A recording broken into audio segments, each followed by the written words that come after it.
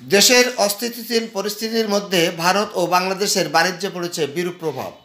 দেশের সব শুল্ক স্টেশনগুলো দিয়ে কমছে বাণিজ্য, ক্ষতিগ্রস্ত হচ্ছেন ব্যবসায়ীরা, লোকসানের মুখে পড়েছেন দুদেশের আমদানি রপ্তানির সাথে সংশ্লিষ্টরা। দেশের যে বর্তমান ছাত্র বৈষম্য বিরোধী যে আন্দোলন চলেছে তাতে করে একটু দেশের অস্থিরতা চলছিল, ব্যবসা বাণিজ্য অনেক প্রতিষ্ঠান বন্ধ ছিল, ব্যাংকিং আওয়ারও বন্ধ ছিল, যার কারণে এলসিটা ওপেন কম হয়েছে, যার কারণে আমদানি একটু কমে গেছে। ভারতেও সাথে সাথে একটা আন্দোলন চলতেছে, তারাও গাড়ি লোড দিতে পারছে না। এদিকে এলসি ও ডলার সংকটে বেনাপোল বন্দর দিয়ে কমেছে আমদানি, বেড়েছে রপ্তানি, বিপাকে ব্যবসায়ীরা। বেনাপোল স্থল বন্দর দিয়ে বাংলাদেশ থেকে ভারতের পণ্য রপ্তানি আগের তুলনায় অনেক বৃদ্ধি পেয়েছে। এখানে বিভিন্ন রকম গার্মেন্টস সামগ্রী, অ্যাসিড, মাছ সহ বিভিন্ন রকম পণ্য বাংলাদেশ থেকে ভারতে রপ্তানি হচ্ছে। বাংলাদেশের চলমান পরিস্থিতির মধ্যেই বেনাপোল স্থলবন্দর দিয়ে হঠাৎ আমদানি বাণিজ্যে কমলেও বৃদ্ধি পেয়েছে রপ্তানি বাণিজ্য। বেনাপোল বন্দরে অনেকটা আমদানি রপ্তানি চলছে, কিন্তু আগের তুলনায় আমদানি একটু কম হচ্ছে। তার কারণ হলো এলসি বা দেশের বিভিন্ন ধরনের সমস্যার কারণে একটু কমে গেছে। কিন্তু গত 6 দিনে রপ্তানি 1,233 ট্রাক পণ্য। পরিস্থিতির উন্নতির আশা করেন কাস্টমস ও বন্দর সংশ্লিষ্টরা। গত 1 মাসে আগে প্রতিদিন ভারত থেকে ফল, মাছ, খাদ্যপণ্য, মেশিনারিজ সহ 3.5 থেকে 500 ট্রাক পণ্য আমদানি হতো। পরিস্থিতিতে ব্যাংক তো বন্ধ ছিল, ব্যবসা বাণিজ্য টোটালি তো ক্লাস ছিল, যার কারণে যে এলসি ওপেন তো হয় নাই।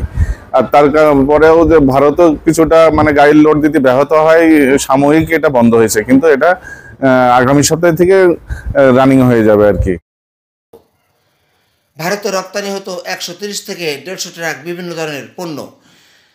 দেশে বৈষম্য বিরোধী ছাত্র আন্দোলনের পাশাপাশি রাশিয়া, ইউক্রেন, ফিলিস্তিন যুদ্ধের কারণে ডলার সংকটে সময় মতো এলসি খুলতে না পারায় কমছে বাণিজ্য, আমদানি, বেড়েছে রপ্তানি বাণিজ্য। বন্দর ব্যবহারকারী সাজাদুর রহমান ও C&F এজেন্ট ব্যবসায়ী মতিউর রহমান জানান, বাণিজ্য বিশ্বব্যাপী মন্দা চলছে।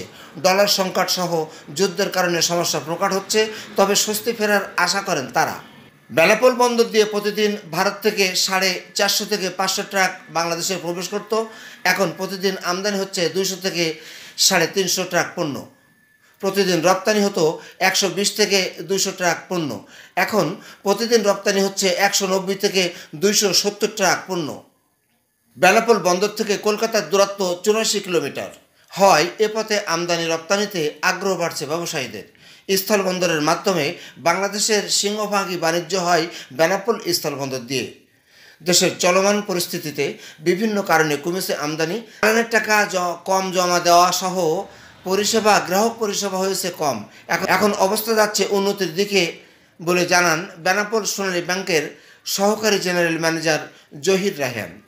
গ্রাহকদের বিশেষ করে আগস্ট মাসের প্রথম 2 সপ্তাহ সারা দেশের যে অবস্থা ছিল সেই সময় গ্রাহক অনেক কম আসছে, এবং সেক্ষেত্রে আমরা এখানে যে আমদানির চালানটা নিই সেই চালানের টাকাটা আমরা অনেক কম জমা হয়েছিল। তো সেক্ষেত্রে গ্রাহকদের পরিষেবাটাও কম দিতে পারছি। এখন আবার পরিস্থিতি আবার স্বাভাবিকের দিকে, এখন চালানটা অনেক বাড়ছে, কিছু টাকা পয়সা জমা বেশি। বৈষম্য বিরোধী আন্দোলনের পর থেকে এ বন্দর দিয়ে আমদানি বাণিজ্য কমতে শুরু করেছে। ভারতে রপ্তানি বাণিজ্য বৃদ্ধি পেয়েছে, সবকিছু স্বাভাবিকের দিকে যাওয়ার আশা করেন বন্দর পরিচালক রেজাউল করিম। অন্তর্বর্তী সরকার দায়িত্ব নেওয়ার পরপরই বেনাপোল স্থলবন্দরের নিরাপত্তা সার্বিক পরিবেশ পরিস্থিতি অনুকূল থাকায় আমদানি রপ্তানি কার্যক্রম সচল এবং স্বাভাবিক হয়ে উঠেছে। এই বন্দর দিয়ে গত কয়েকদিনে আমদানি গাড়ির সংখ্যা কিছুটা কম পরিলক্ষিত হলেও রপ্তানিকৃত গাড়ির সংখ্যা একটু বৃদ্ধি পেয়েছে। আশা করছি এই বন্দর দিয়ে আমদানি গাড়ির সংখ্যাও বৃদ্ধি পেয়ে পূর্বের ন্যায় সচল এবং স্বাভাবিক হবে। বন্দর সংশ্লিষ্টরা জানান, গত 1 সপ্তাহে দিনে 2,802 ট্রাক পণ্য ও দুদেশের মধ্যে আমদানি রপ্তানি হয়েছে। ভারতে গেছে 1,233 ট্রাক পণ্য, বাংলাদেশে এসেছে 1,959 ট্রাক পণ্য। গতকাল বুধবার রপ্তানি হয়েছে 210 ট্রাক, পণ্য এসেছে 370 ট্রাক। ভিউয়ার্স, আমাদের এই ভিডিওটি আপনার পছন্দ হলে লাইক, কমেন্টস করে জানাবেন আপনার বিজ্ঞ মতামত, শেয়ার করবেন অন্যকে দেখার জন্য এবং আমাদের চ্যানেলে আপনি নতুন হলে এখনই করে নিন সাবস্ক্রাইব, পেয়ে যান আমাদের পরিবেশিত খবর।